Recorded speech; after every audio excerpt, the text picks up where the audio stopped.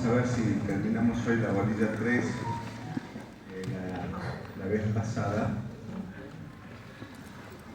estábamos en el tema de causa. En unos pocos minutos abordamos algo de la misma. Ahora podemos completar y ya ir directamente a los efectos. Tengo entendido que en la clase anterior ya le hablaron de forma, de prueba, de interpretación también le hablaron. ¿Sí o no? No. Bueno. Está bien, entonces vamos a hablar algo de interpretación también. Bien.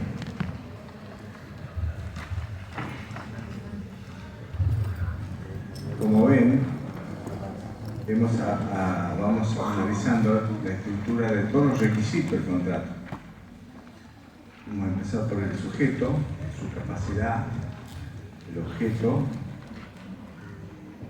la forma, que le hablaron la vez pasada, y bueno, la causa que yo algo le dije la vez pasada, pero es importante ratificar ahora. Les decía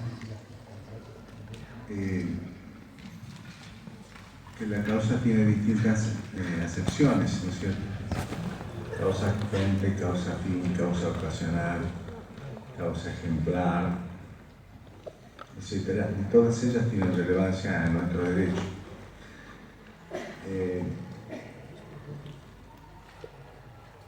Siguiendo a Aristóteles, se distinguía 5 tipos de causa y como ejemplo, tomamos la Venus de Milo, ¿no es cierto? Que esa célebre estatua que exaltaba la belleza. Y podríamos decir respecto de ella, siguiendo Aristóteles y la escolástica, que podemos referirnos, por ejemplo, a la causa fuente o eficiente, decir que es el escultor que le esculpió la estatua. Podemos decir que la causa material es el mármol, la materia, donde se esculpió esa estatua. La causa formal es la forma que tiene. ¿Qué es? ¿Es una columna? No, es una estatua, esa es la forma, la causa formal. La causa ejemplar es el ejemplo que tomó el artista, entonces recurrió a una modelo, como usualmente lo hacen, y para modelar esa estatua. Y en definitiva, la causa final, que es lo que se quiere con ello, y con ello se quería exaltar la belleza, la diosa de la belleza, ¿no es cierto? También se puede agregar una causa ocasional, o sea, ¿en ocasión a qué? A veces se hace en ocasión a una muestra, en ocasión a una exhibición. Puede haber una causa ocasional. Para el derecho también hay un principio general que establece ya el Código de Belsavier, que también es seguido por nuestro código, en el sentido que no hay obligación sin causa, sin que derive de los hechos lícitos o también ilícitos, relaciones civiles, relaciones de familia. Con esta expresión se está refiriendo a una causa fuente, o sea, sin que derive, o sea, como les dije en clases anteriores, y ustedes lo estudiaron en obligaciones ya, la obligación siempre tiene una causa. ¿Cuál es la causa de la obligación? Si ustedes recuerdan, un poco para hacer interactiva la clase. La ley. La ley. La ley, perfecto, una de las fuentes. ¿Y cuál es la otra? El contrato. Y el contrato, perfecto. Esas son las dos causas generales. Si no, nadie está obligado, todos somos libres. Cuando ustedes dicen, tenés que hacer tal cosa, bueno, ustedes pueden preguntar, ¿por qué? ¿Por qué? Porque nacemos libres, gracias a Dios. Nadie absolutamente libre porque, bueno, el solo hecho de nacer en una comunidad ya implica una serie de obligaciones. Pero bueno, nacemos libres en principio. Pero esas obligaciones, bueno, nacen de la ley en primer lugar, ¿no es cierto? Uno nace, bueno, desde que está en Moisés, bueno, tiene derechos y obligaciones, ya la persona tiene derecho a tener su identidad, su documento de identidad, etc. Bueno, eso de nacemos libres, entre comillas, ¿no es cierto? Porque el hecho de vivir en comunidad implica necesariamente derechos y obligaciones. Bien, entonces la ley. Y otra causa es el contrato.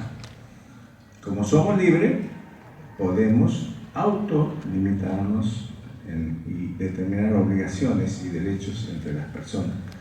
Las personas se vinculan afectivamente o a través de contratos, ¿no es cierto? Lo afectivo a veces lleva a lo contractual. Bueno, en algunos países el matrimonio dicen que es un contrato.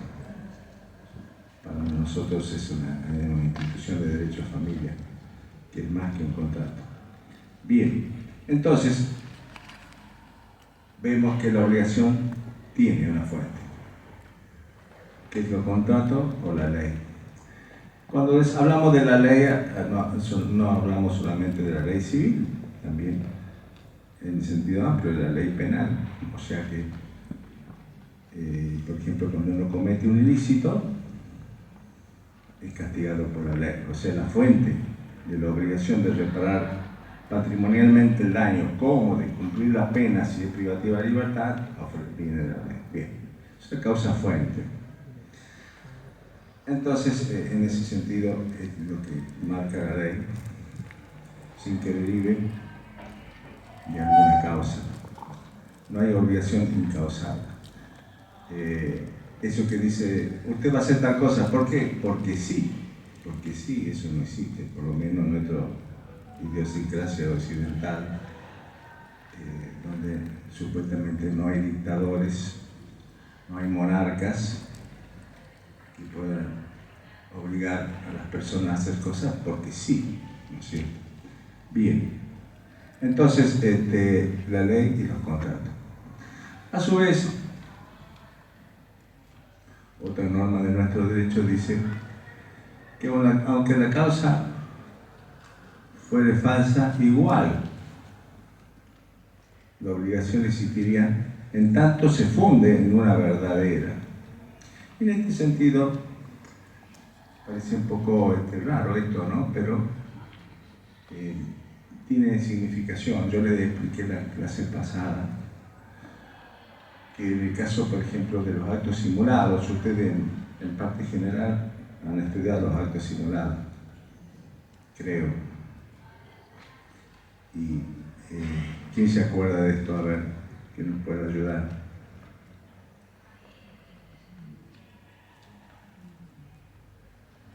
La simulación puede ser en el sujeto, puede ser en el objeto, sustancialmente. ¿Alguien se acuerda de esto?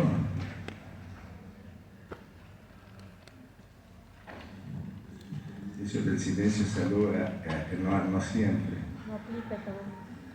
No hay que tener temor a equivocarnos. Mire, yo le voy a decir una cosa. Obviamente, uno tiene que responder con lo que sabe. Pero bueno, y eso, el dicho, eso, el pez por la boca muere, también es cierto. O sea que si uno habla una tontera, por ahí en silencio es el...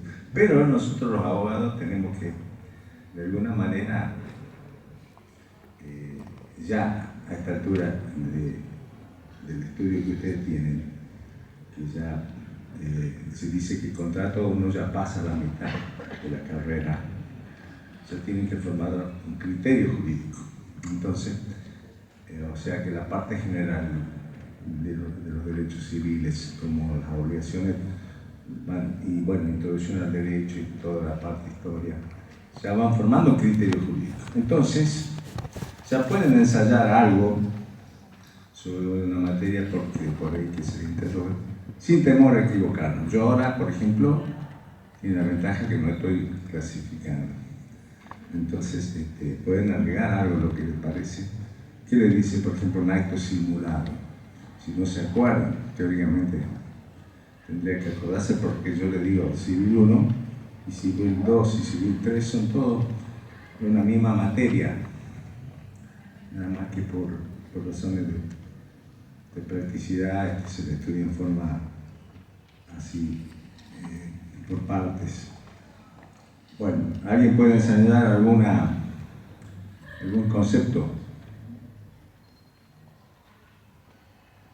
Nadie se anima. Bueno. Un acto simulado puede ser como, por ejemplo, hay una venta en teoría entre dos partes, pero una de las partes, digamos, como ficticia, y después hay un contradocumento que dice que el dueño, digamos, real es otra persona. Muy bien, muy bien. Digamos, ante futuros embargos. Muy bien, muy bien. Eso Bien. se me ocurre, no sé. Está muy bien lo que señala ella. Dice, en los casos que haya una simulación respecto a la persona, que en realidad se trate de otra persona. O sea, yo le di el ejemplo la clase pasada, no pasó mucho, por eso ahora estamos ratificando los conceptos. Miren que pasó apenas una semana, pero ya se olvidaron ustedes del ejemplo. Yo le dije, si ustedes tienen una casa con un jardín pequeño y resulta que el vecino tiene un lote interesante, pero ustedes ven que el vecino es una persona difícil en el sentido de que si se entera que usted está muy interesado en el terreno, por ahí, digamos, se sube al caballo y le pide mucha plata, ¿no? Suele ocurrir. Entonces ustedes, ¿qué pueden hacer? Llamar a un amigo y decirle, mira, preséntate vos que estás interesado en el terreno, que no te conoce nada y por ahí te pide un precio justo, y no aprovechándose de que para nosotros es una cosa indispensable ese terreno. Entonces recurre a una persona simulada y bueno, puede terminar comprando ese vecino ese lote a un precio normal y no un precio alto. A veces sucede también cuando es el vecino, por ejemplo, es una propiedad importante, valiosa. Entonces el vecino dice, bueno, si me quiere comprar el terreno, me va a pagar el precio que yo le pida, extraordinario. Entonces, bueno, a veces se recurren a terceras personas. Esto no tiene nada de ilícito. Lo simulado, no por ser simulado, es ilícito. Puede ser o no ilícito. Entonces, en el caso que yo le digo, nada tiene de ilícito. Obviamente, que si ustedes le dan un dinero a un amigo para que le compre una propiedad, tienen que hacer lo que se llama un contradocumento para que ese amigo luego no se quede con la propiedad, ¿no es cierto? Entonces tienen que hacer un contradocumento que se llama donde se va a señalar que ustedes le dieron el dinero efectivamente. Y si el amigo se pretende quedar con esa propiedad, ustedes van a poder ejercer ese contradocumento y recuperar la propiedad, porque en este caso no tiene nada de ilícito. Pero también puede ser simulada el acto con fines defraudatorios. En el caso, por ejemplo, que ustedes tienen mucha deuda y le están por venir a embargar, entonces rápidamente simulan una venta para insolventarse y de esa manera defraudar a sus acreedores. Bueno, si luego se... Profesor, ¿eso tiene implicancias en el derecho penal? Bueno, puede ser penal, puede ser penal. O sea, el tema de lo penal siempre, en principio, como el principio es de inocencia, siempre tiene que ser cauto al decir, puede constituir, hay ilícitos civiles que no llegan a ser penales, ¿no es cierto? En cada caso hay que investigarlo porque el derecho penal requiere otros principios, como ser el de la especialidad, en el sentido que la conducta del ciudadano tiene que coincidir exactamente con el presupuesto de hecho previsto en la ley penal. o sea, se llama tipicidad eso. Es un requisito del comportamiento, tiene que coincidir exactamente con el tipo penal, porque de lo contrario no se consolida el delito.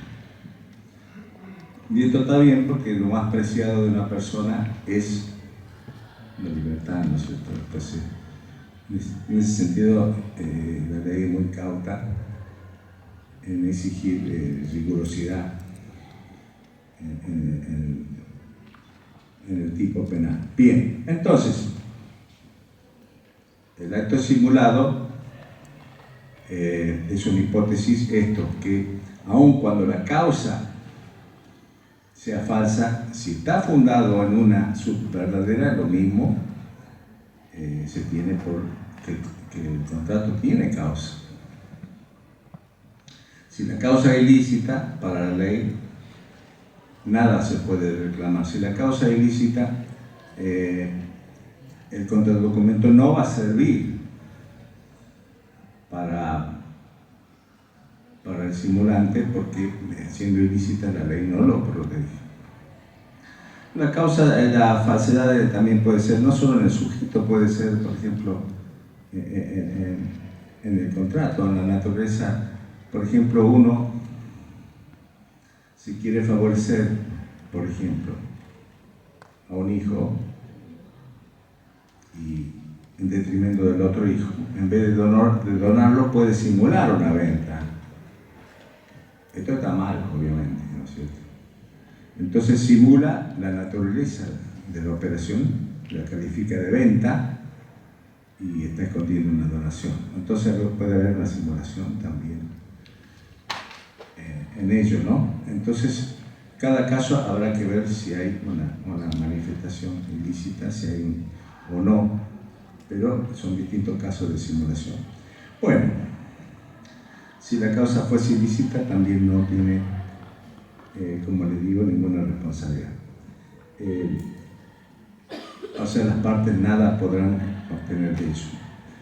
Entonces, con todos estos textos legales, que ahora vamos a leerlos también del código, como lo hacemos habitualmente, como una forma de que ustedes corroboren tanto en su cabeza como en su visión fotográfica todo la ley, que es lo más importante. Y acá estamos para interpretar la ley, para explicarla. Bien, entonces,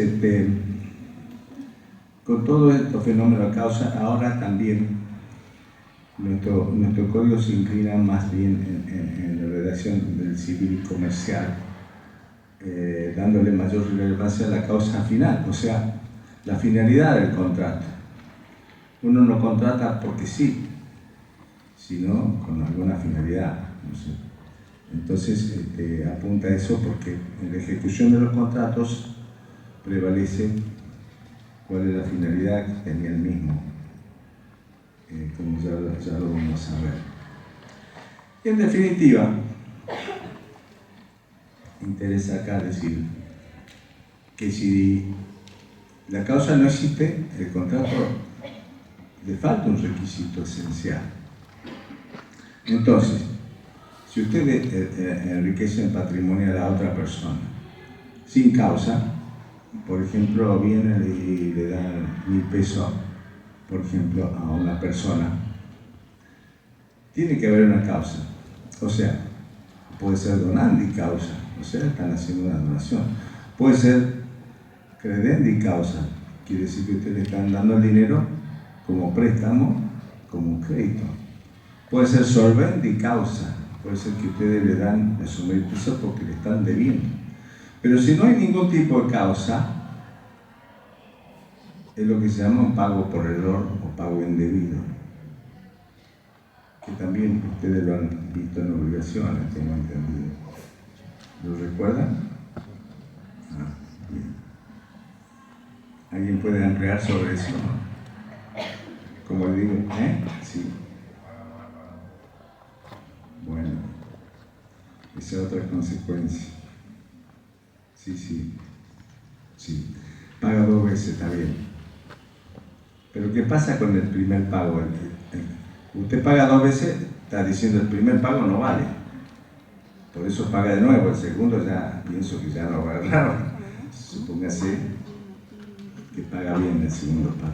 ¿Y qué pasa con el primer pago? ¿Lo pierde? Es recurrir, Es recurrible. sin perjuicio de la afectación de terceros. ¿Cómo? Sin perjuicio de afectaciones a terceros. Claro, es recurrible. Bueno,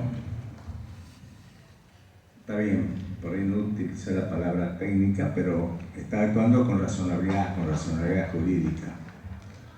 Ustedes tienen que formar ese espíritu crítico jurídico que ante las injusticias hay que buscarle la vuelta jurídica para encauzar.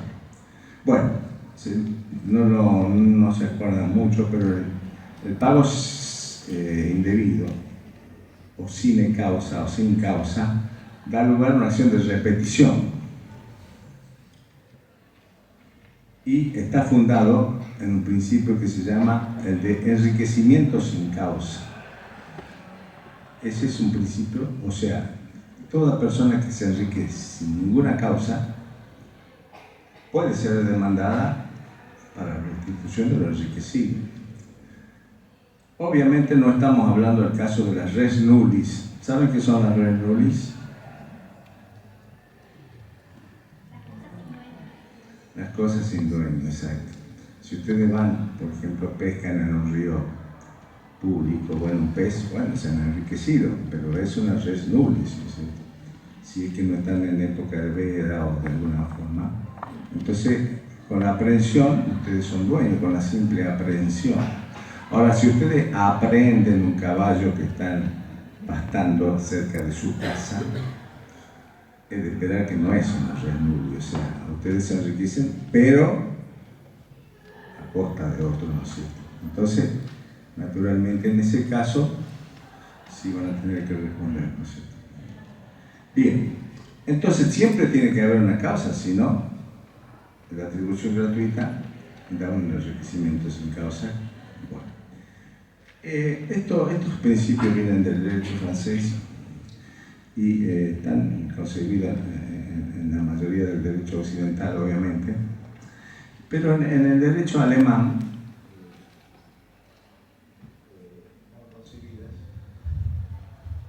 lo que se llaman las obligaciones abstractas, o sea, sin causa.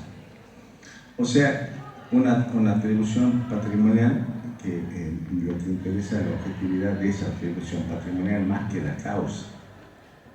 En nuestro derecho solamente ha admitido ese concepto en forma transitoria o provisional. Es decir, nuestro derecho concibe las atribuciones incausadas o abstractas solo de manera temporal y con una finalidad, si se quiere, utilitaria. Y eso es lo que se llaman los papeles de comercio.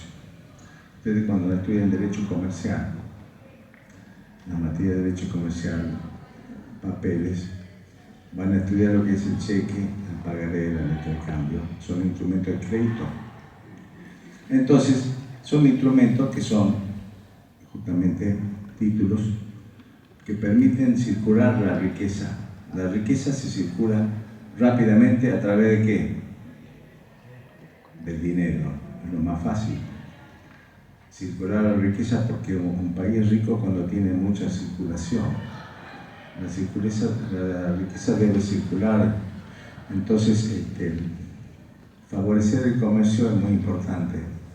Entonces, por ejemplo, si ustedes no pueden andar con su campo o con sus animales o con su auto, todo en la mochila, ¿no es cierto? Entonces, no, ustedes van con los títulos de crédito, hacen un cheque o no pueden andar con toda la plata que tienen ahorrada en la mochila. Entonces, con los títulos de crédito, son los cheques, son los pagarés, etc. Entonces, son instrumentos que permiten circular rápidamente la riqueza y en el sentido de que, ¿por qué rápidamente? Porque si no se cumplen, va a juicio, pero un juicio rápido que se llama juicio ejecutivo. que los contratos en general van por la vía ordinaria, que es acción de cumplimiento de contrato. Por ejemplo, si ustedes compran un departamento, no le entregan, hacen una acción de cumplimiento de contrato, escrituración. Es un juicio ordinario que es lento, pero si ustedes, por ejemplo, sacan una licuadora, lo que sea, a veces le hacen firmar un pagaré, lo que sea, un televisor. Entonces, con eso circula rápidamente. Si ustedes no pagan, le hacen un juicio ejecutivo, que es más rápido. ¿Por qué más rápido? Porque en el juicio ejecutivo el juez no necesita examinar la causa. O sea, el juez no pregunta, escúcheme, este pagaré es por una licuadora, es por un televisor, es por... No, el juez ve, lo único que pregunta, ¿esta es su firma? Si esto está llenado completo en forma legal, todo, bueno, pague. Y ustedes después harán la acción de repetición, que se llama cuando hay algún problema causal por el cual no han pagado. Entonces, la abstracción. Se dilata el examen de la causa para una etapa posterior a ese juicio ejecutivo, que es el juicio ordinario posterior, que se desarrolla una vez que ustedes han cancelado el instrumento. Bien. Eso con respecto a causas que habíamos señalado rápidamente en la clase anterior, porque bueno, ya no disponíamos de tanto tiempo. En todo caso, podemos, si se quiere, leer algunos de los artículos sobre ello. Sí. Sí.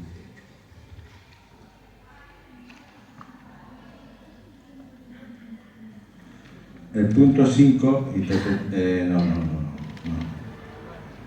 no le han señalado mal a usted. A mí me han encomendado darles el punto 7 y 8. El punto 5, justamente, ya le dieron la vez pasada, podemos hablarlo, no te...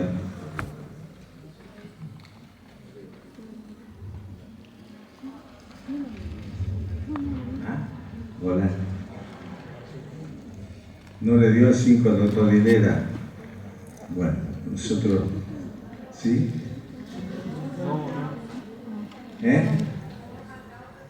Bueno, vamos a... Forma tampoco le dieron. Hasta forma. Le quedó prueba. Bueno, seguramente en la clase siguiente le dará.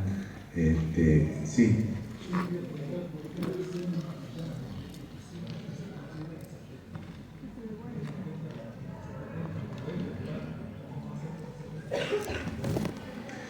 La acción de repetición. Bueno, porque en el tema de los títulos abstractos hay un principio que se llama solve et repete, que quiere decir pague y luego repita, ¿no es cierto? Entonces, esto lamentablemente tiene su pro y su contra, ¿no es cierto? Cuando el deudor tiene motivos para no pagar, no es simplemente una rebeldía, bueno, suena injusto, ¿no es cierto? Porque paga y después tiene que repetir. No puede iniciar el juicio ordinario sin haber terminado el anterior. Ustedes dirán, bueno, qué injusto. Bueno, lo que pasa es que se prevalece acá en la ligereza del comercio, que necesita de tener instrumentos rápidos para circular la riqueza. Pero eso en materia, por ejemplo, ustedes lo van a ver mucho, lamentablemente, porque a nadie le gusta pagar impuestos, ¿no es cierto? Los impuestos son necesarios, obviamente, porque el Estado debe subsistir. Obvio, tiene que hacer la menor cantidad de impuestos para que uno pueda vivir tranquilamente, normalmente. Entonces el Estado, cuando no paga los impuestos, ejecuta. Y ejecuta mediante juicio de apremio, que son juicios ejecutivos y lo más rápido posible. Entonces está el principio solve et repete. si determinado encargo tributario, por ejemplo el Estado, dice usted debe tanto, y bueno, ha habido errores, lo que sea, después lo va a tener que discutir en el juicio ordinario posterior porque las excepciones, las defensas son limitadísimas. Entonces, en base al principio, solo el RP debe pagar primero y después discutir. ¿Por qué esto así? Porque la ley considera que hay un bien jurídico superior, por ejemplo, en el caso del impuesto, que es la subsistencia del Estado, y en el caso de los particulares, es que los instrumentos de crédito es una especie de dinero, nada más que son de crédito y no de pago. La moneda es un instrumento de pago, tiene un efecto cancelatorio. Los pagaré y las letras de cambio son instrumentos de crédito, o sea, no cancelan la obligación, sino instrumentan. Es como una declaración de yo debo, ¿no es cierto? Por eso dice pagaré con fecha tal a fulano tal. Entonces el juez, hay jueces juzgados especiales también de ejecutivos que son distintos a los jueces de civil y comercial común, que son los jueces ordinarios para los juicios de fondo, que se llaman, que son los otros que se hacen en forma ulterior. Por eso se llama repetición, porque primero hay que pagar y después se llama juicio ordinario de repetición. O sea, la justicia llega, aunque sea tarde en algunos casos, porque prioriza justamente lo otro. Bueno, me puntualiza acá tu nombre, Analía, que vamos a los otros puntos, vamos a ver los puntos que me he comprometido para esta clase. Los otros, de forma, bueno, ya lo habló el doctor Hilera, el de prueba lo tenía él. No lo abordaría ahora yo porque seguramente lo va a completar él. Para el caso que no lo complete, lo señalamos. Igual el de interpretación pensaba que también lo daba él o otro doctor, porque a mí precisamente me encargaron los efectos de los contratos y la incorporación de terceros al contrato, esos dos puntos. Como son dos puntos muy importantes, pero a su vez nos da tiempo para abordar este de causas que había quedado medianamente señalado y me parecía relevante analizando. Los de prueba, puedo agregar que el tema de la prueba acá se le va desde el punto de vista del derecho civil, pero se lo va a analizar en profundidad en derecho procesal, porque es el tema procesal, o sea, cómo se acredita en juicio lo que uno sostiene, ¿no es cierto?, la pretensión jurídica. Y bueno, grandes rasgos le voy a decir porque tiene que profundizarlo el doctor Hilera, solamente el caso que no lo haga hay pruebas que son contundentes en el sentido que porque por sí misma es suficiente prueba, entonces son los instrumentos públicos. ¿Por qué? Porque han sido despedidos por funcionarios públicos, sean notarios, o puede ser el Estado, o sea, son funcionarios públicos estatales o privados dotados de la fe pública, como es un escribano. El escribano es un profesional privado, independiente, pero dotado de la fe pública. O sea que hablo del escribano con registro, porque cualquiera puede estudiar escribanía, pero si el Estado no le da el registro, no es titular del registro o en su caso adscrito, no tiene la fe pública. Bien, luego están los instrumentos privados, que los instrumentos privados son los instrumentos que firman los particulares y para el caso de llegar a juicio deben ratificarlo ante el juzgado mediante la citación pertinente. Luego están los otros medios de prueba, testimonios, etcétera, y todo pruebas que son ya de distintas categorías y calidad. Pero como digo, no vamos a profundizar más que eso en esta clase, por lo que le dije anteriormente. Bueno, el programa sigue hablando de la interpretación. la interpretación también entendida también.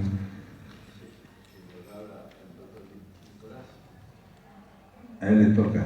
Bueno, tampoco no quiero profundizar en eso para no invadir la competencia de él. Seguramente lo va a completar en la próxima clase, a veces los tiempos son tiranos. ¿Sí? Dijo que ya no iba a dar más clases hasta el segundo parcial, el doctor Direla. Bueno, entonces yo le voy a hablar algo de esto, entonces también para que no quede ningún punto sin tratar, si les parece. Bueno, interpretar significa determinar el sentido y alcance de un contrato, de una expresión. Todo se interpreta, ¿no es cierto? Una conducta también se interpreta. Interpretar viene de la palabra inter. Entonces, introducirse entre una cosa, entre una conducta, o sea, que significa determinar el sentido y alcance de una expresión. Puede ser una expresión de una conducta, un comportamiento, puede ser un contrato, puede ser un acto jurídico. La interpretación se interpreta la ley, se interpreta un contrato, se interpreta todo un comportamiento para determinar el sentido y alcance.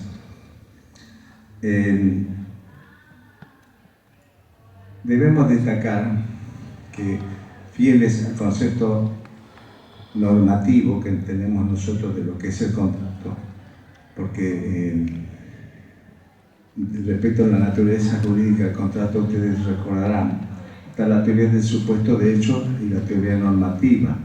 La teoría del supuesto de hecho era aquella que decía que el contrato no era otra cosa que la puesta en realidad de un hecho jurídico que estaba previsto en la norma, o sea, similar a lo que ocurre con los hechos ilícitos. O sea, esta teoría decía que el contrato no era un acto jurídico, sino un hecho, y que no era una ley. Entonces, y la teoría normativa dice que el contrato es un acto jurídico y es una ley particular. ¿Por qué decimos esto? Porque el contrato es un acto voluntario, lícito, que va destinado a crear, modificar, extinguir, transferir derechos y obligaciones. O sea, es un acto jurídico que requiere discernimiento, intención y voluntad, porque es un acto voluntario, lícito y tiene ese efecto jurídico. En el caso del contrato, es un acto jurídico bilateral, porque requiere dos partes, ¿no es cierto? Y tiene un contenido patrimonial.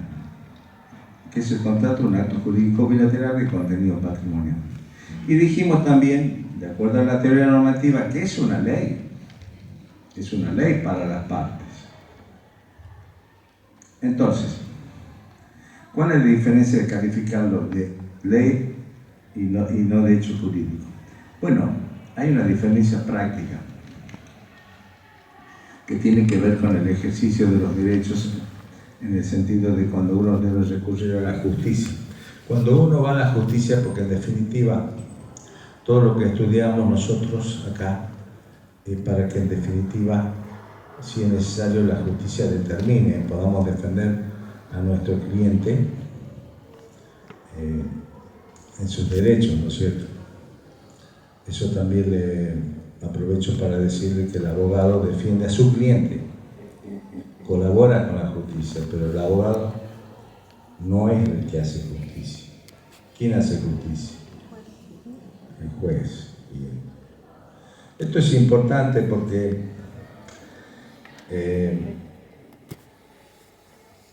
bueno, a veces, como todas las cosas, pequeño paréntesis, uno, por ejemplo, para pretender 10 a veces pide 12, ¿no es cierto? Y el otro para pagar 10 a veces dice no debo nada. Y así se empieza, ¿no es cierto? Así se empieza esta guerra judicial. Bueno, entonces uno por ahí dice, bueno, no es leal, si me deben 10 yo pedir 12. Y el otro abogado, bueno, no es leal el abogado si dice que no debe nada y debe 8. Bueno, pero a veces son estrategias de guerra, ¿no es cierto? Y no quiere decir, porque el juez es el que impone justicia. El abogado tiene que defender a su cliente. Y si de pronto su cliente, el abogado no se siente identificado con la pretensión del mismo, o lo que fuese, simplemente no lo debe adoptar y dejar que lo defienda otro. Lo que uno no puede hacer es ir contra los clientes. Obviamente dentro estamos hablando de una moralidad, de una ética y de una licitud, ¿no es cierto? Y en este sentido también, en el derecho penal que es ajeno a nosotros, también el delincuente también tiene defensa. Y como muchas veces algunos no lo quieren defender, está el defensor oficial, que es obligado a defenderlo, aun cuando le cause algún tipo de, digamos, de inquietud en la defensa, tiene que hacerlo, y si no, se dedique a otra cosa que no sea defensor oficial. Bien, con estos pequeños detalles les quiero decir que la interpretación del contrato entonces es una ley particular que en la escala jurídica, siguiendo la pirámide jurídica de Kelsen, que ustedes la habrán visto en Introducción al Derecho y demás, está un estatus jerárquico de normas, que en la cúspide está la Constitución Nacional, ¿no es cierto? Luego están los tratados internacionales, luego están los códigos de fondo, etcétera, etcétera. Y llegará al final el contrato, pero es una ley también, en sentido particular. ¿Y cuál es la importancia de esto? Que en el derecho procesal, cuando están discusiones, hechos jurídicos, son cuestiones fácticas que no llegan a la última instancia. La última instancia es la Corte Suprema de Justicia de la Nación. La última instancia llegan únicamente las cuestiones de derecho, las quaestio iuris, no las cuestiones de hecho prueba. Entonces, las cuestiones de hecho de prueba son, por ejemplo, si es verdad o no que el muro se hizo correctamente, si el choque fue de tal o cual manera. Entonces son cuestiones de hecho y de prueba, y no llegan a la última instancia jurídica. A la última instancia jurídica llegan las cuestiones de derecho, que son las cuestiones de interpretación de normas, y además las cuestiones federales también, de las leyes especiales. Entonces, no es un tema menor considerar al contrato y su interpretación una cuestión jurídica y no una cuestión fáctica. ¿Por qué? Porque es el análisis de la ley. Bueno, hay distintos tipos de interpretación.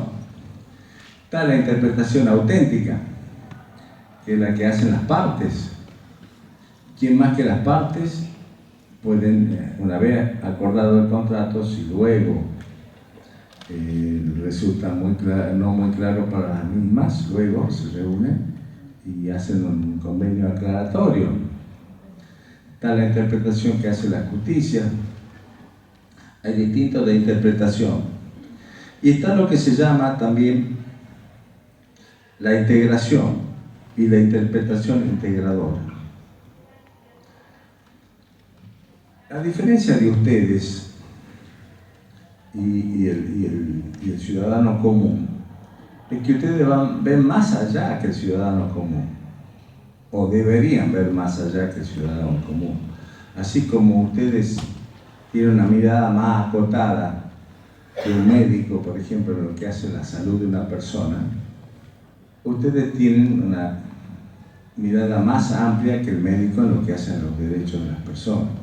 ¿Por qué? Porque es su materia. Entonces, cuando ustedes interpretan un contrato, no se limitan a lo que dice ese contrato, sino deben también incluir en ese contrato lo que dice la norma jurídica. En este sentido, nuestro Código Civil y Comercial tiene normas de distinta naturaleza, o sea, de distinta jerarquía.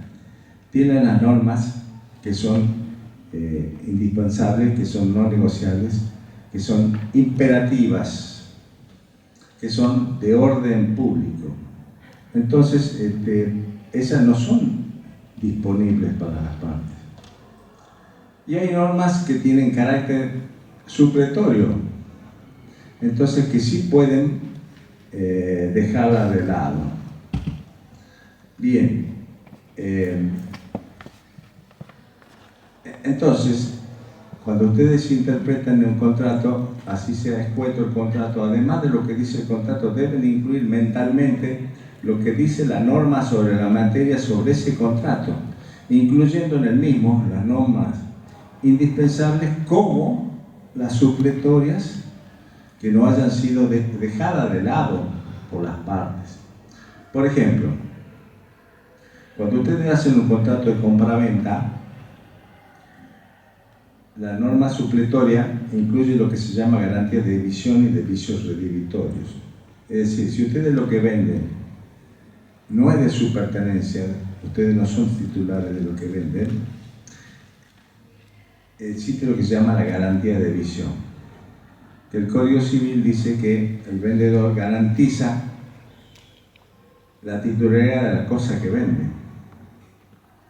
Y luego, si esa cosa también no tiene vicios jurídicos, sino vicios fácticos, vicios de hecho como ser desperfectos materiales, es lo que se llama vicios redimitorios, que también en la compraventa están comprendidos en la venta, por más que no se lo diga en el contrato. ¿Por qué? Porque lo dice la ley supletoria.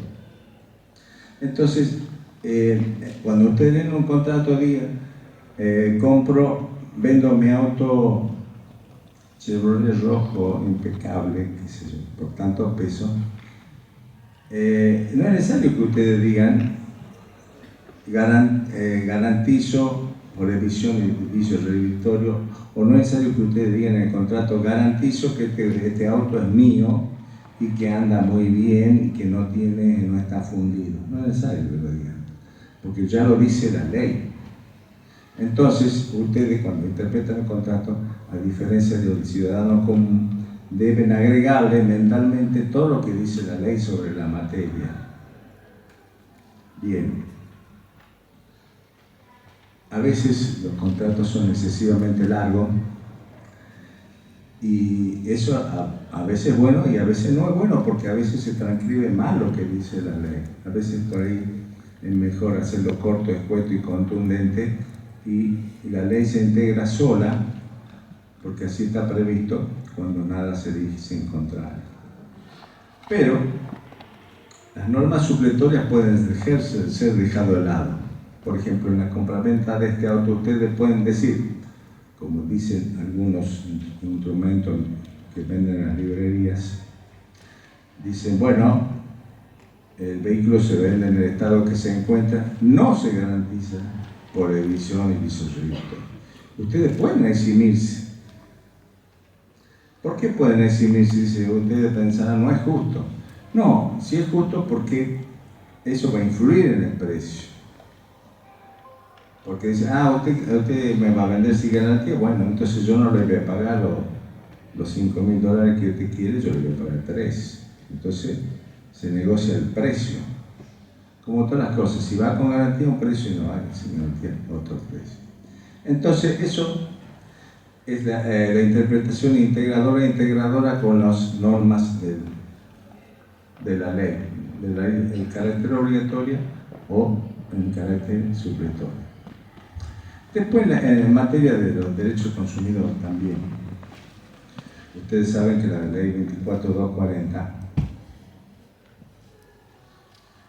prevé para los contratos de consumo, recordando que los contratos de consumo son aquellos que se realizan entre un proveedor de bienes y servicios y un consumidor de bienes y servicios que lo adquiere para su consumo personal o de su familia. Este es un contrato de consumición, es el que está previsto en la Ley de Defensa del Consumidor. Bien, este tipo de contrato tiene numerosas normas en defensa porque se considera parte débil del consumidor. En este sentido, prevé la Ley de Defensa del Consumidor, el artículo 37 y concordante, que cuando hay cláusulas que son nocivas para el consumidor, cuando son cláusulas abusivas, vejatorias, el juez la puede tener por no escrita e incluso autoriza al juez a integrar el contrato, o sea, sustituir esa cláusula por otra que considere más razonable y adecuada con el principio de conservación del contrato y para hacerlo más justo. Es decir, esto es lo que se llama interpretación integradora, porque no solo interpreta, sino que incorpora normas en tal sentido.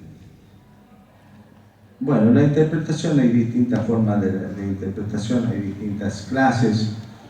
En principio se interpreta según las palabras, pero esa interpretación gramatical o literal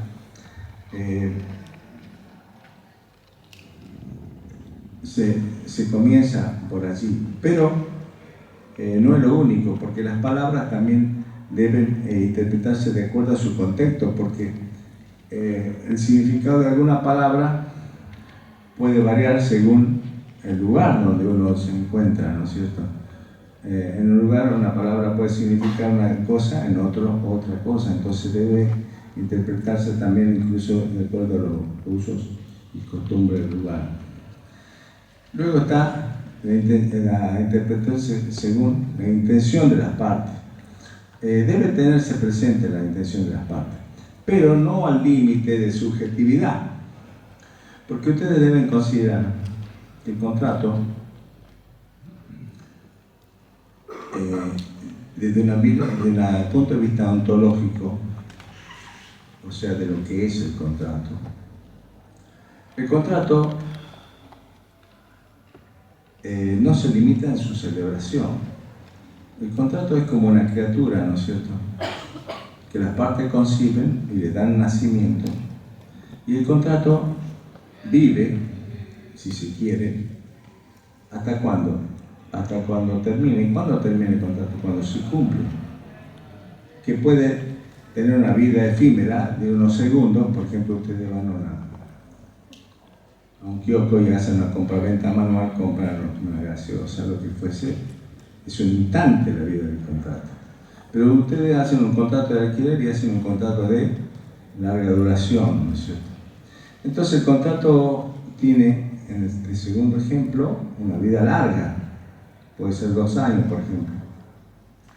Bien, ¿y qué sucede? En esos 2 años puede tener vicisitudes. ¿Qué quiere decir vicisitudes? Bueno, por ejemplo, una hiperinflación, una guerra, lo que fuese, puede influir sea en el objeto contractual, sea en el precio. Entonces, la vida del contrato, así como la vida del ser humano tiene vicisitudes, enfermedades, vicios, etc., el contrato también puede tenerlo. Entonces, ¿a qué apunta? Que el contrato es una concepción intelectual de los contratantes que crean un ente jurídico que los va a gobernar, pero que se desprende de ello, así como un bebé. No es lo mismo que la madre que el bebé, no es lo mismo el padre que el bebé. El bebé tiene su independencia. Entonces el contrato, una vez que ha sido celebrado, se independiza de las partes, a tal punto que es independiente que va por arriba de las partes. El contrato le ordena a las partes. Las partes se han esclavizado al contrato en el sentido de que están obligadas a cumplirlo. Entonces, cuando las partes no lo cumplen, llega el juez. Y una parte del juez le va a decir, no, pero yo quería decir esto. No, y el otro va a decir, no, yo quería decir tal cosa. ¿Y qué va a ser el juzgado? No, espere. Acá el que tiene que hablar el contrato, no usted. ¿Qué quiere decir esto? Yo voy a interpretar lo que dice el contrato, no lo que me digan ustedes. Ya lo ve como un objeto independiente de las partes. Ahora bien, si las partes están de acuerdo, son capaces, están de acuerdo, se trata de una cuestión civil. Después de dar la interpretación que ellas quieran porque son el dueño del negocio, no el juez. En materia civil y comercial, los dueños son las partes, no el juez. En materia penal es distinto. En materia penal viene, por ejemplo, el padre que le ha matado al hijo y dice, yo lo perdono, dice este delincuente lo mató a mi hijo. El juez le dice, no me interesa que usted lo perdone, yo no lo perdono. Y va preso, ¿entiende? Porque los derechos en materia penal no son disponibles. En materia de derecho civil y comercial sí son disponibles. Bien, excepto, digamos, los delitos contra el honor o ese tipo de cosas que son de acciones privadas, ¿no es cierto?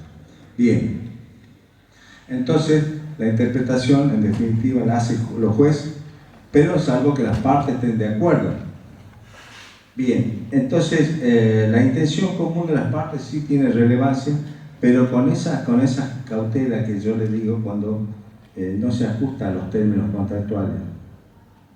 Según las palabras, según dice, bueno,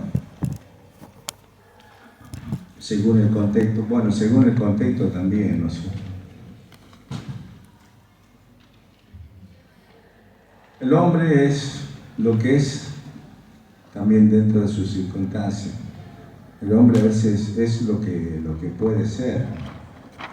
A veces no es lo que quiere ser, sino lo que puede ser de acuerdo a las circunstancias, ¿no es cierto? Las circunstancias de la vida realmente son muy significativas, ¿no es cierto? Bien, el contrato también se interpreta según las circunstancias. Entonces el juez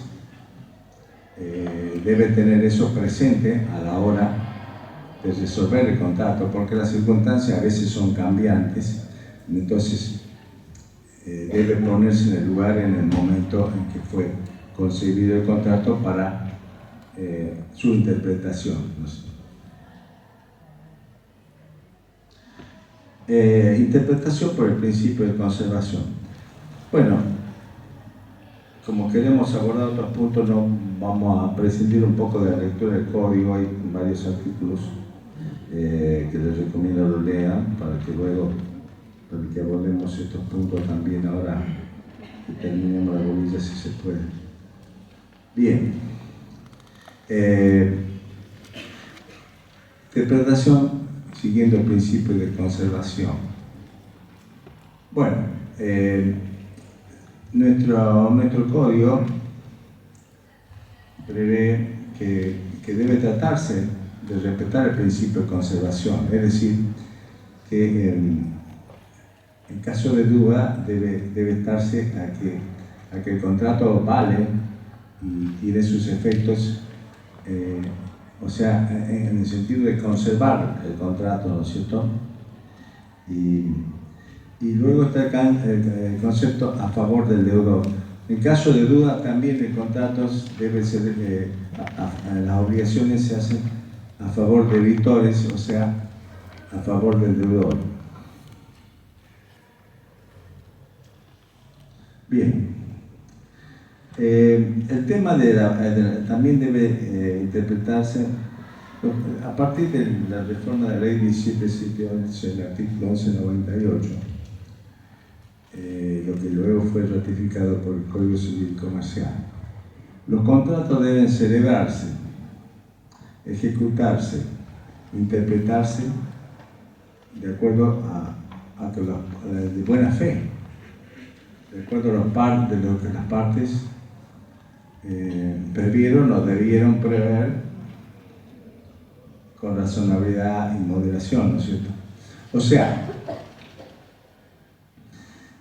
es posible que las partes no hayan sido de buena fe, porque los contratos no solamente lo hacen entre sí las personas honestas y de buena fe, a veces son dos pícaros que han contratado. Entonces, capaz que uno se quería sacar la ventaja respecto al otro y recíprocamente.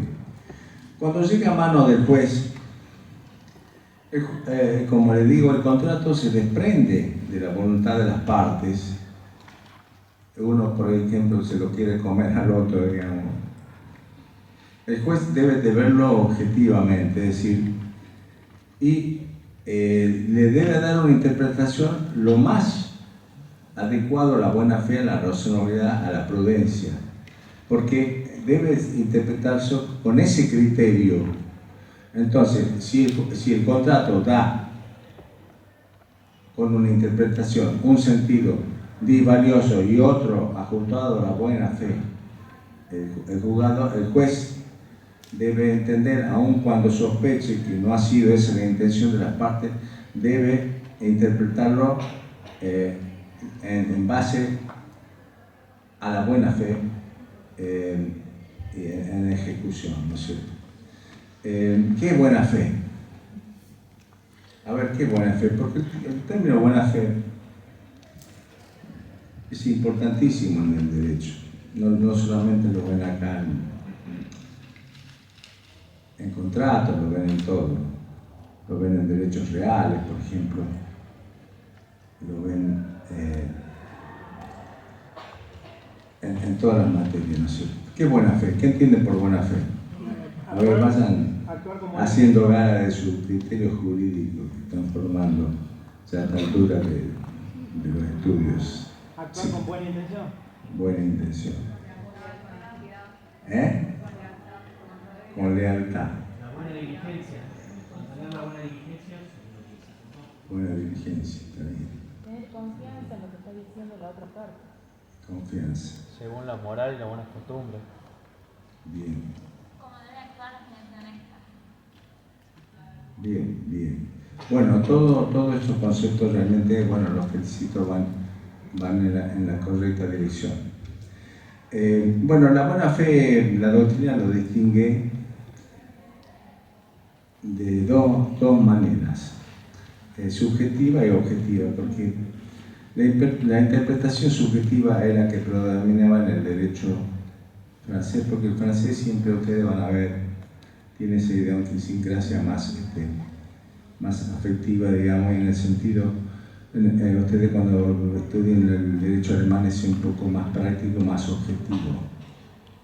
Entonces, desde el punto de vista subjetivo, la buena fe significa actuar con la convicción que se actúa conforme al derecho. Obra de buena fe, quien su conducta la hace pensando que está actuando conforme al derecho. Eso es la buena fe subjetiva. La buena fe objetiva, dice la doctrina, que es cuando el comportamiento se sujeta a lo que haría un buen padre de familia. Bien, eso del padre de familia es un concepto del pater familia del derecho romano, que era, bueno, ustedes saben que las personas de mayor edad y, bueno, mucho más que ahora, ¿no es cierto?, se les respetaba su consentimiento, su experiencia y demás. Y el pater familia no solo era un padre de familia, sino también, de alguna manera, el que determinaba un orden en la comunidad. Entonces, objetivamente, obra de buena fe, quien obra como obraría un buen padre de familia. Obviamente, no se puede llegar a la casuística porque es imposible enumerar todos los casos que puede haber de buena fe, pero son parámetros que se deben juzgar aplicables. Entonces, el juez, independientemente al sentir interior de las partes, debe interpretar el contrato y ejecutarlo conforme a los principios de buena fe, de acuerdo a lo que las partes entendieron o pudieron entender, obrando, digamos, con cuidado y previsión. Bien. Bueno, eso con interpretación, pero bueno, espero llegar, digamos, a los puntos que concretamente me habían encomendado que los veamos ahora.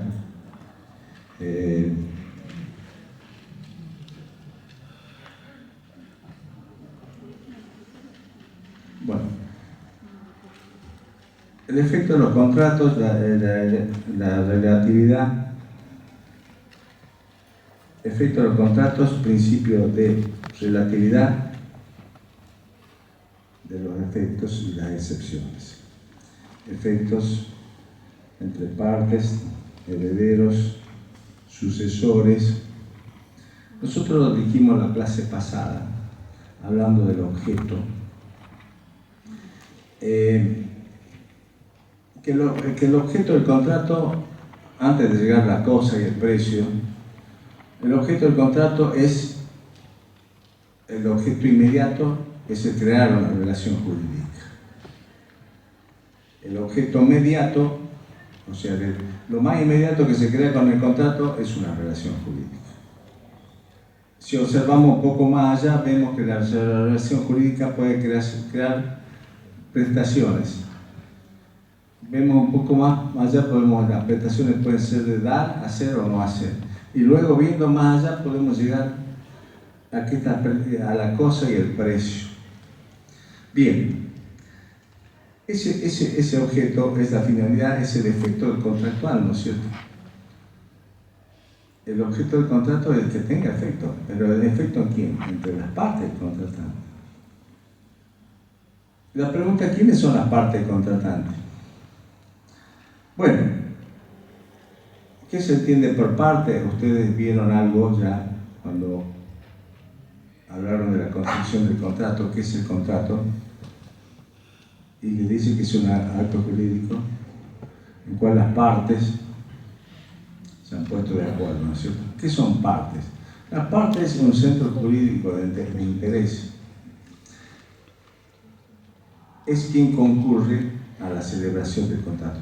Pero hay distintas formas de parte, porque la parte se la puede ver desde un doble punto de vista: parte formal y parte sustancial.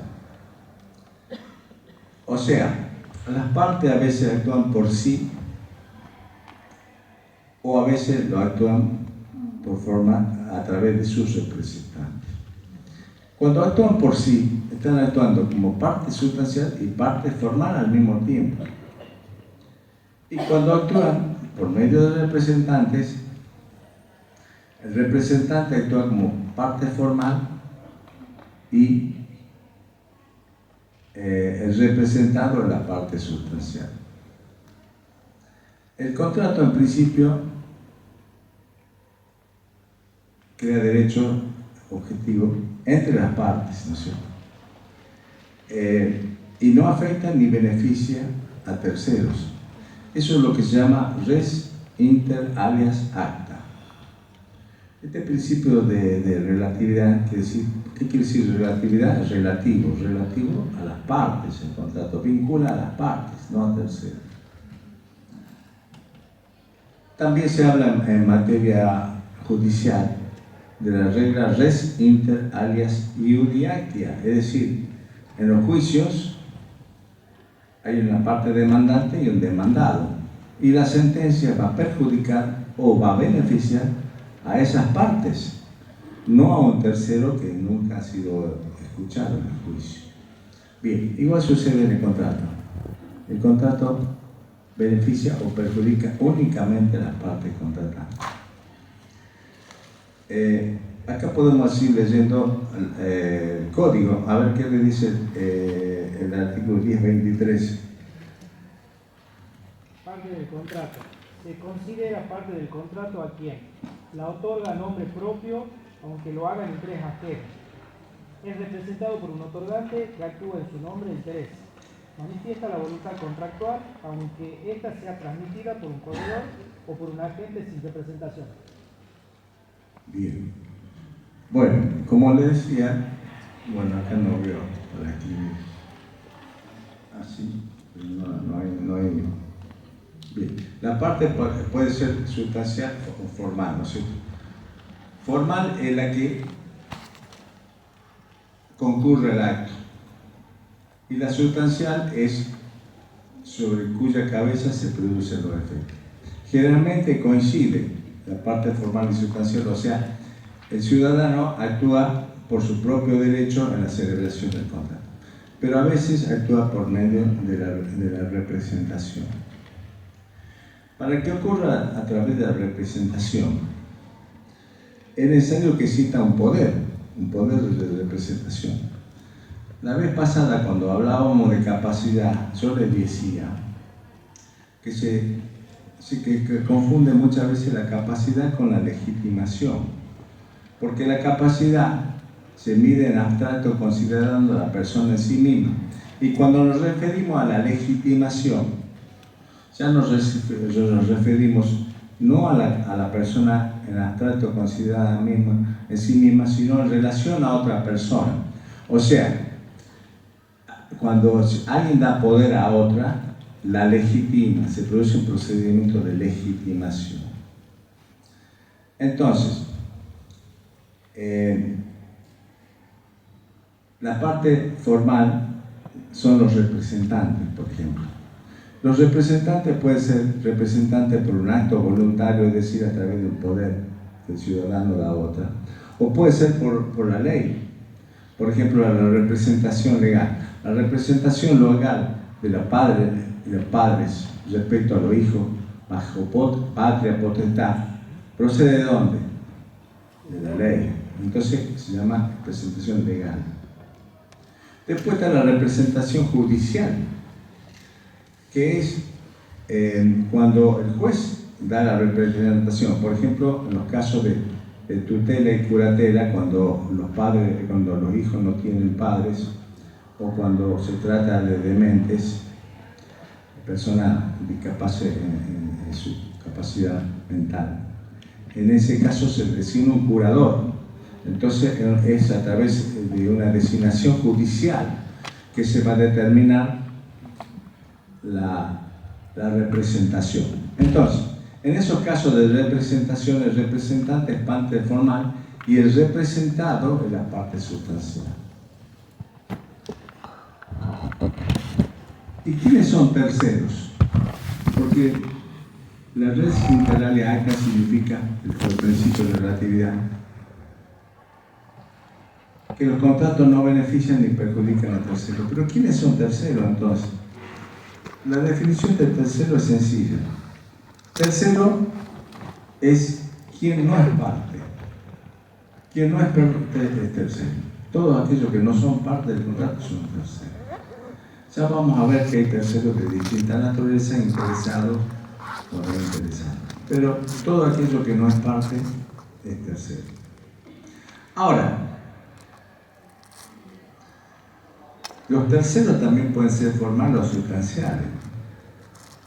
Siguiendo el criterio que hemos definido entre parte formal y sustancial, el tercero también puede ser formal o sustancial. Por ejemplo, el representante es un tercero sustancial respecto a la parte, pero es parte en el contrato formal. En lo sustancial es un tercero de la relación jurídica, pero en lo formal es parte. ¿Me sigue? Bien. Siguiendo estos principios, le pide el programa promesa de derechos de un tercero. Bueno, primero le pone contrato a nombre de un tercero. A ver. Efectos entre partes. Heredero no, antes le habla de herederos sucesores. Heredero y sucesores. Cuando hablamos de parte, incluimos en parte a los herederos.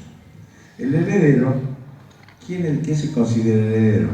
Aquellos que suceden ante la muerte del causante, es decir, se produce una transmisión mortis causa. Los terceros, los herederos, son aquellos que suceden al causante en la universalidad jurídica o una parte alícuota abstracta de esa universalidad jurídica que se llama herencia. A diferencia de los legatarios, que los legatarios son aquellos que reciben por legado, por testamento, un bien determinado. Entonces no tienen el criterio de universalidad, sino van sobre un determinado bien. Entonces cuando hablamos de parte, hablamos de los herederos. ¿Por qué?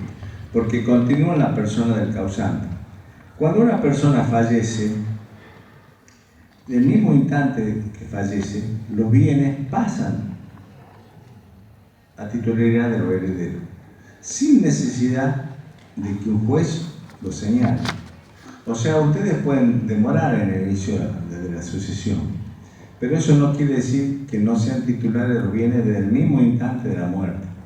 Los bienes no es que se quedan sin dueño ante la muerte del causante, no es que se quedan sin dueño hasta que el juez señala quién es el heredero. No, los herederos son dueños, son cotitulares de los bienes desde el mismo instante de la muerte. Lo que hace el juez luego verifica cuáles son y lo declara y tiene la hijuela, pero tienen carácter declarativo y van con efectos de retroactividad al instante de la muerte del causante. No permanece en ningún momento sin dueño de esos bienes, salvo el caso de la herencia vacante, que en esos casos que no haya heredero alguno de ningún tipo, que bueno, queda en herencia vacante y de propiedad del Estado de dichos bienes. Bien, los herederos suceden no solo en los créditos, sino también en las deudas del causante. Pero, a partir de la reforma de la ley 17711, tiene una limitación a las deudas. Se considera recibida la herencia con beneficio de inventario. Antes eso requería que el heredero lo diga expresamente, porque se consideraba que por razones de reconocimiento a su antepasado, aun cuando tenga más deuda que activo, lo mismo la pagaría el heredero. Aparentemente eso ya ha caído en desuso y realmente ahora se considera que toda aceptación de herencia es con beneficio de inventario, aunque nada se diga. Es decir, que si el pasivo supera el activo, nada va a responder el heredero por las deudas del causante.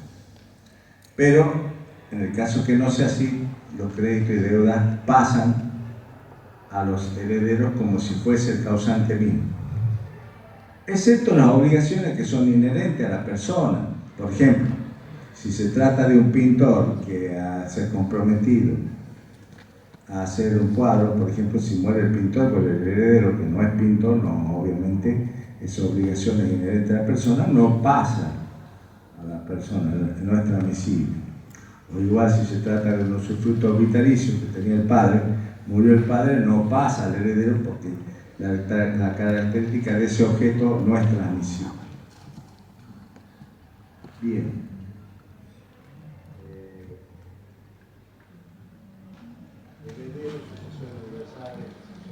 Sucesores singulares, los sucesores singulares son los sucesores ya de legado, que en ese caso únicamente se refiere a las deudas de ese bien que se recibe como legado. Obviamente, todo lo que se recibe a título gratuito luego está sujeto a la acción de reducción, como se sabe. Ustedes en esto van a profundizar cuando vean derechos de las sucesiones, que la posibilidad de que el causante gratuitamente se desprenda su bien en perjuicio de sus herederos tiene un límite, ¿no es cierto? Que es, en este caso, que hubiese cónyuge y herederos hijos, el límite es el tercio de la totalidad de su bien, que se verifica al instante de la muerte, ¿no es cierto? Entonces, lo que supere ese límite se podrá volver a través de la acción de reducción para proteger la legítima de los herederos legitimarios. Bueno, los legados pueden ir a terceros y puede ser que el causante beneficie en mayor proporción a un heredero respecto a otros, siempre y cuando lo haga en ese límite disponible que le dijimos del tercio. Bien. A ver qué más le pide el programa: excepciones, sucesores, singulares, efecto obligatorio y efecto real, efecto con relación a terceros. Bueno, efecto obligatorio y efecto real. Los contratos, en esta materia estamos hablando de los contratos creditorios, los contratos consensuales, tienen un efecto obligatorio, pero no un efecto real. ¿Por qué? Porque son creditorios en el sentido de que, celebrado el contrato, obligan a las partes a su cumplimiento. Una de las partes, por ejemplo en la compraventa, tiene el derecho de contraer a la otra la entrega de la cosa, y la otra parte tiene el derecho de contraer a la otra al pago del precio. Eso se efectúa a posteriori, y esa doble entrega se llama tradición. O sea, una cosa es el efecto obligatorio, que es la celebración del contrato, y otra cosa el efecto traslativo o real, que se realiza a posteriori con la doble entrega.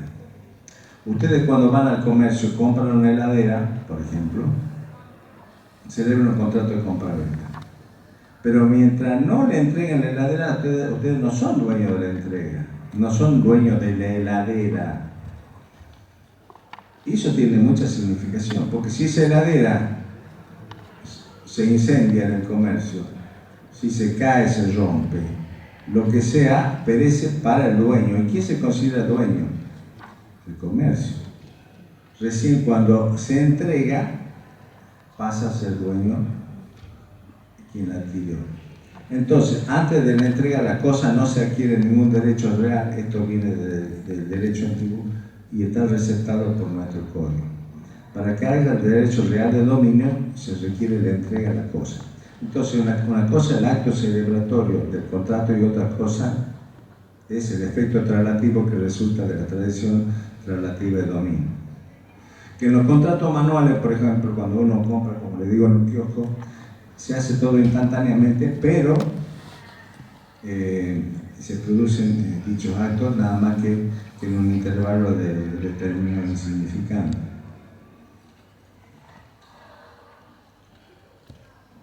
Bueno, efectos con relación a terceros. A ver, si alguien puede leer el artículo 1022, porque este monólogo no lo quiero aburrir con...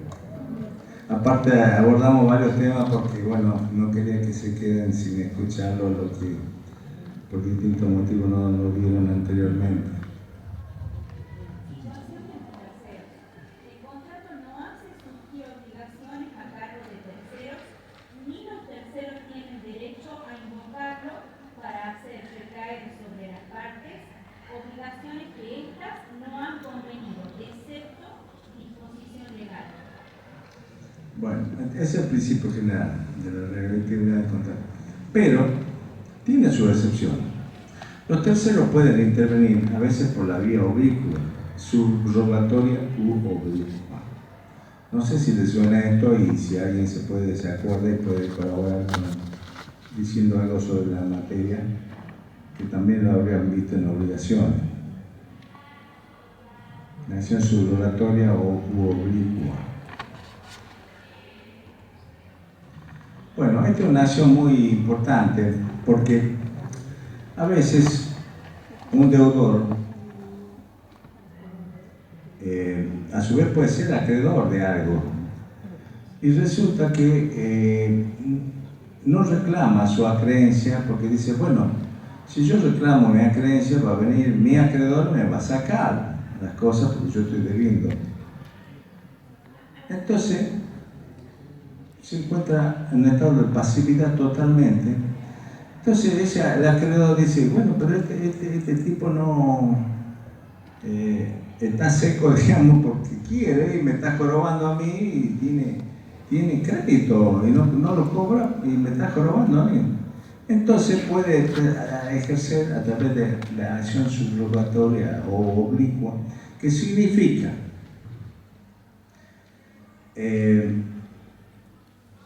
invocar el derecho de su deudor y reclamar al tercero la acreencia. O sea, se llama subrogatorio u oblicua porque se subrogan los derechos del deudor para ejecutar al deudor de su deudor. ¿Me entienden? Entonces, a través de o sea, no es necesario que tenga esa pasividad in eterno, esperando que esta persona que es insolvente adquiera solvencia ejecutando a su deudor, sino que directamente se pone, digamos, manos a la obra y ese acreedor se subroga los derechos del deudor y ejecuta el crédito con el deudor de su deudor. Profesor, ¿y solamente cobra el importe que le debe ese acreedor? Claro, en la medida de su acreencia. Bueno, puede ser que indirectamente lo favorezca. Por ejemplo, si el deudor es objeto de una usurpación, por ejemplo, y dice, no, yo para qué lo voy a pelear, me están robando el terreno, pero para qué lo voy a defender si me lo va a llevar al banco, que es mi acreedor, o me lo va a llevar a fulano de tal a quien le debo plata. Entonces puede ese banco o ese acreedor decir, voy a hacer una acción de usurpación, voy a echarlo a todo intruso y voy a recuperar el inmueble. Y con esa recuperación, luego lo tiene que rematar, no es que se va a quedar con el inmueble porque la deuda es dineraria, pero luego del remate, el remanente le va a quedar al deudor, ¿me entiendes? O sea, indirectamente lo va a beneficiar al deudor. Obviamente se va a cobrar no solamente la creencia, sino todos los gastos de la ejecución judicial, etc. Bien, entonces de esa manera los terceros pueden intervenir en relación a las partes. Subrogatoria u oblicua. ¿El pago por subrogación es lo mismo? Bueno, el pago por subrogación también. O sea, ustedes, por ejemplo, un amigo suyo tiene deuda, ¿no es cierto? Le debe al banco. Ustedes no quieren que su amigo sufra, entonces ustedes van y le pagan al banco. El banco le da el recibo.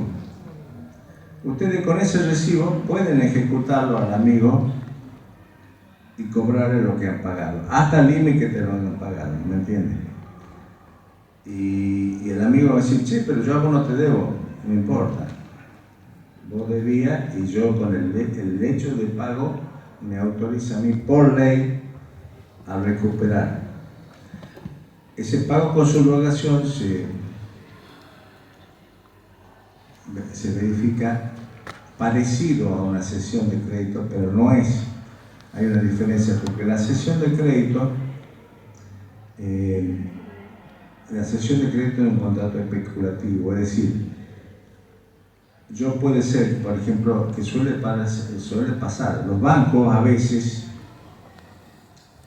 venden su acreencia, por ejemplo, dice todo esto que es incobrable, sacan una licitación, entonces ceden, me debe 1 millón de pesos esta señora, bueno, dame 300 y te lo vendo al crédito. Se puede vender el crédito, no solo los bancos, cualquier particular dice, bueno, mira, Juan Carlos me debe 100.000 pesos, dame 20 y te lo cedo al crédito, vos fíjate cómo cobran, no sé. Es una cesión de crédito. Entonces, la cesión de crédito no hay el límite, la cesión de crédito tiene el precio, por ejemplo, vos podés comprarlo a 20 y el crédito vale 100, o sea. Y entonces cuando vos ejecutas el crédito no vas por los 20, vos vas por los 100. Vas por todo el crédito o por lo que vos quieras con el límite de los 100. Mientras el pago de subrogación, cuando no media un contrato entre el acreedor y el tercero, sino es un pago simplemente en silencio, uno paga y le da el recibo. El banco o cualquier acreedor viene la plata y dice, che, ¿cuánto te debe fulano tomar la plata? Agarra la plata, ¿no es cierto? No le va a decir, no, si no viene fulano tal, no recibo la plata, no. ¿Quién le da un recibo? El recibo va a ser a nombre del que paga. Con ese recibo se hace la acción de pago con subrogación, con ese recibo se va a ejecutar al deudor originario, pero con el límite de lo pagado. O sea, no se lo perjudica en nada.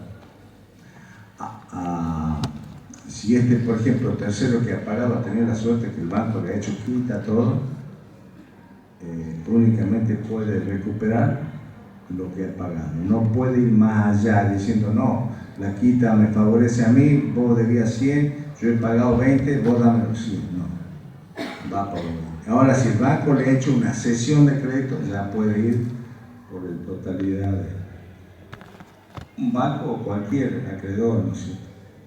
Bien. Tengo unos minutos, no, lo aprovechamos, ¿no? Hemos visto otros temas que no estaban previstos, pero bueno, creo que han sido útiles para ustedes, ¿no es cierto?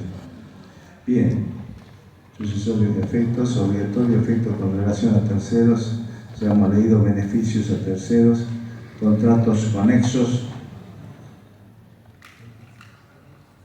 oponibilidad y inoponibilidad. Esto de los contratos conexos es muy importante.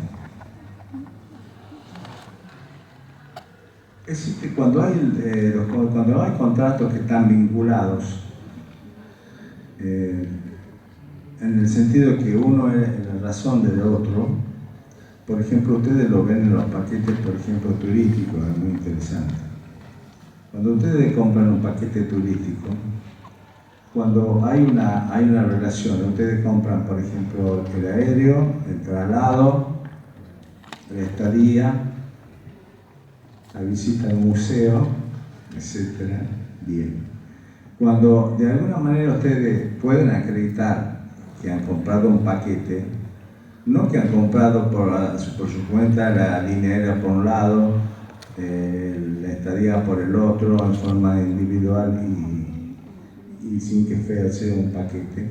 Cuando hay una conexidad que puedan probar que de tal manera que un contrato es la relación con el otro, cuando uno de estos contratos se frustra, es posible que ustedes pueden solicitar que también queden sin efecto los que sean las consecuencias, ¿no es cierto? Si ustedes no han podido viajar porque la línea aérea, por ejemplo, quebró o lo que fuese, pueden invocar esa situación para, por ejemplo, no pagar la estadía o todo lo que sea en consecuencia.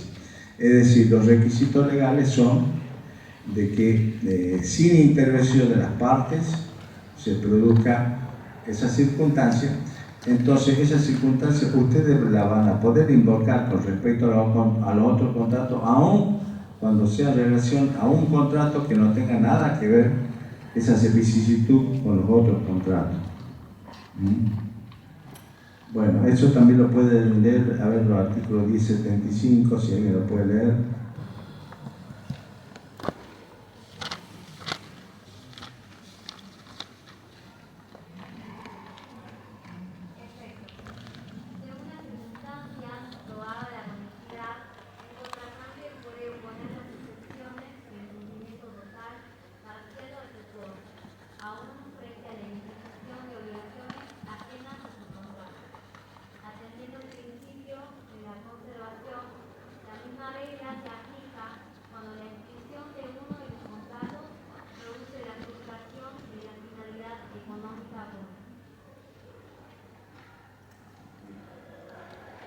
Entonces, tiene que tratarse, primero tiene que acreditar la vinculación.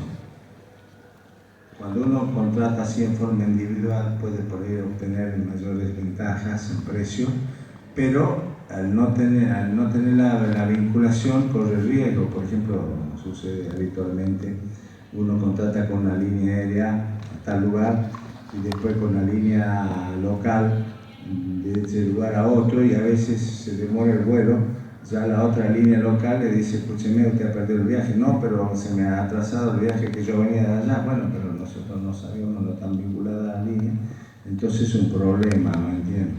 Entonces, si bien se abarota, en ese caso lo que se sugiere es no ir tan justo con los horarios, por ejemplo, dejar pasar un día para tomar otro viaje por cualquier vicisitud que tenga el anterior. Ahora, cuando es ya un paquete, ya podrían, en su caso, lograr una excepción a ese cumplimiento, ¿no es cierto? Bien. Bueno, siguiendo el programa, le pregunta Contratos a nombre de terceros, promesa de hecho de un tercero. Bueno, contrato a nombre de un tercero. Para contratar a nombre de un tercero uno tiene que tener poder de ese tercero. Pero, si no tiene poder, igual lo puede hacer contrato, pero en ese caso, en el caso que, por ejemplo, alguien venda un auto y diga, este auto es de fulano de tal, no es mío. Bueno, la venta va a ser válida y va a estar sujeto a la conformidad del tercero. Porque aun cuando no tenga poder, el tercero titular de dominio puede ratificar. La ratificación equivale a mandato, o sea, el poder no es necesario que sea antes, sino puede resultar a posteriori ratificando el negocio. Cuando alguien contrata una cosa ajena o se compromete a la prestación de que alguien va a hacer un trabajo ajeno, por ejemplo, yo digo que se va a hacer tal trabajo de pintura y yo no soy pintor, pero digo que tal persona le va a hacer el trabajo de pintura. O sea, en ese caso yo estoy obligado a hacer las diligencias que estén a mi alcance para que ese contrato se realice, pero no respondo de que ese tercero acepte el negocio, ¿no? Sea la obligación de darlo o no hacer, o de hacer o no hacer. Ahora, si yo en la contratación digo que garantizo que ese titular de dominio va a entregar la cosa o en su caso va a hacer el servicio, en ese caso sí respondo por los daños y perjuicios para el caso de que ese tercero no acepte la prestación. Ahora, en el caso que yo contrato a nombre propio, una cosa ajena, y no le entrego, bueno, ya puede incurrir que lo que se llama el delito de estelionato, vendo una cosa ajena sin autorización y diciendo que es propia. Igual si lo hago estando embargado o hipotecada o ignorada y lo hago como algo libre, también estoy estafando concretamente, entonces está sujeto a esa responsabilidad. Es un contrato en nombre de otro. Distinto es lo que sucede en la estipulación a favor de un tercero. Hay contratos a favor del tercero, puede ser realizado contrato a favor del tercero. Por ejemplo, una donación con cargo. Yo te dono, por ejemplo, un legado, por ejemplo, el causante dona a un tercero una vivienda con el cargo de que le dé una asistencia a tal iglesia de tanto dinero mensualmente, o sea, con una donación con un cargo a favor de un tercero. Eso está perfectamente válido y no es necesario también que sea morte causa como le señalé en el ejemplo, sino también puede ser un contrato oneroso de renta vitalicia que se llama, que es aquel contrato cuando alguien le da a otro un bien, por ejemplo, un mueble o inmueble, con el cargo de que ese otro a un tercero le otorgue una prestación mensual o lo que fuese. Entonces se hace un contrato a favor del tercero. Las partes contratantes son el estipulante y el promitente, es decir, la persona que le entrega una cosa a otra se llama estipulante y el promitente el que la recibe esa cosa y se obliga respecto del tercero a una determinada renta por un tiempo determinado. Es un contrato a favor del tercero. Ese contrato está estructurado por una relación base que es la de estipulante y promitente. Y el tercero se llama una relación accesoria que es respecto al tercero. El tercero ignora la contratación porque no es parte de la contratación, pero como es beneficiario de la contratación, para poder exigir la prestación, tiene que aceptar ese beneficio y le tiene que hacer saber al estipulante antes que el estipulante la revoque. Entonces, tiene que haber una aceptación y porque tiene que ser aquel que la revoque, porque el estipulante puede revocar ese beneficio antes de haber recibido la aceptación del tercero del beneficio. Entonces,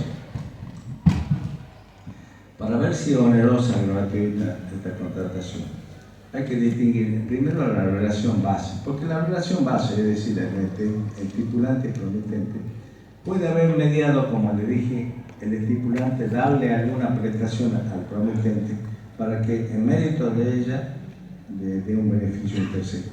Como puede ser también que el estipulante nada le haya dado al promitente, o sea que haya sido gratuita la relación base y igualmente el promitente deba cumplir con la prestación al tercero. O sea, la causa de esta obligación, como le digo, puede ser donandi causa, solvendi causa, credendi causa, y eso se va a determinar según el examen de la relación base y la relación accesoria, que son dos relaciones jurídicas distintas. El contrato se celebra de estipulante a promitente y el tercero es una adhesión perfeccionante de ese contrato a favor del tercero. Entonces vemos cómo un tercero puede ingresar un contrato cuando se hace algo a favor de él. Bueno, en cuanto al contrato a cargo del tercero, esto no es posible, salvo que el tercero lo acepte y asuma tal obligación. Si está es factible el contrato a favor del tercero. Bueno, la forma del contrato depende. Si el estipulante y promitente ha habido la entrega de un inmueble, debe ser naturalmente hecho por escritura pública. No así la aceptación de parte del beneficiario, que puede ser de cualquier manera. Bueno, la revocación, como le decía, el estipulante puede revocar ese beneficio al tercero, pero tiene que hacerlo antes de que el tercero acepte el beneficio y lo haga saber al estipulante. Igualmente, el estipulante, para el caso de que el promitente no entregue la cosa al beneficiario, tiene acción de cumplimiento de contrato para obligarlo a que entregue la cosa. Igual el beneficiario que ha aceptado en tiempo útil ese contrato puede y tiene una acción directa de cumplimiento contra el promitente para que cumpla con la entrega del beneficio. Bueno, contratos a persona a designar. Este tipo de contratos suele suceder, por ejemplo, con esto terminamos. Mucha información así, continuada, no es bueno, pero bueno, en circunstancias donde termina. Bueno, el contrato, ¿no es cierto?, a persona a designar. Es frecuente que, por ejemplo, en los remates, por ejemplo, se remata un campo o lo que fuese, en la puja, bueno, hay alguien que es adjudicatario del mismo, y de momento de hacer el acta le dice: mire, yo voy a comprar a nombre de un tercero, yo le voy a decir quién es el tercero, a persona designada. Entonces queda en blanco esa persona, y en el caso que no haya un plazo, hasta un plazo máximo de 15 días, tiene que decir quién es la persona que va a ser objeto de la adquisición.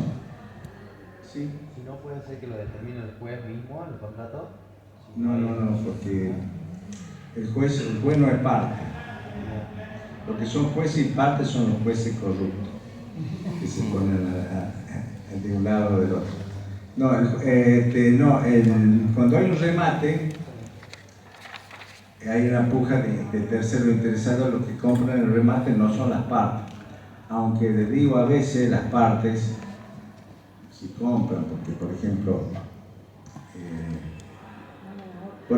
ustedes deben 1 millón de pesos y no lo pueden pagar, lo que fuese, y bueno, les rematan, qué sé yo, un auto, no, un auto, un millón vale más, bueno, un reloj, no sé. Entonces ustedes ven que está por salir el remate a 200.000 pesos. No, por caso lo compro yo. Y bueno, lleva un amigo, lo que sea, que defienda el precio y lo compra a la misma parte a través de depósitos a personas. No puede ser el mismo porque si no le vuelven a embargarse. Bueno. Entonces, ¿qué quiero decir esto? Que en principio la adquisición de remate la hacen los terceros, no la parte ni individual ni la que son terceros. Bien, el tercero cuando adquiere, puede adquirir para a veces van mucho en los remates, va gente comerciante que compran barato y lo venden. Entonces dice, bueno, compra y dice, bueno, ya ve a quién lo vendo y sale a la calle y lo ofrece y trae el comprador luego. Ahora, en el caso de que no indique en definitiva a la persona, queda obligado el propio, la parte que se ha comprometido a traer la persona a reemplazar a su lugar, queda obligado personalmente. Eso es un contrato a persona designada. Y por último, le pide el programa contrato por cuenta de quien corresponda. Bueno, esto también es común. O sea, estos son los contratos en que el beneficiario del contrato no se sabe. Por ejemplo, en el contrato de seguro, ustedes contratan un seguro, el automotor, lo que fuese, pero la compañía de seguro no sabe a quién le va a pagar. ¿Por qué? Le va a pagar a quien corresponda, a quien tenga en su momento va a ser titular porque ha sido objeto de siniestro. Bueno, si no tienen duda, voy parando para acá, no lo quiero fastidiar con más tiempo. Gracias, profe.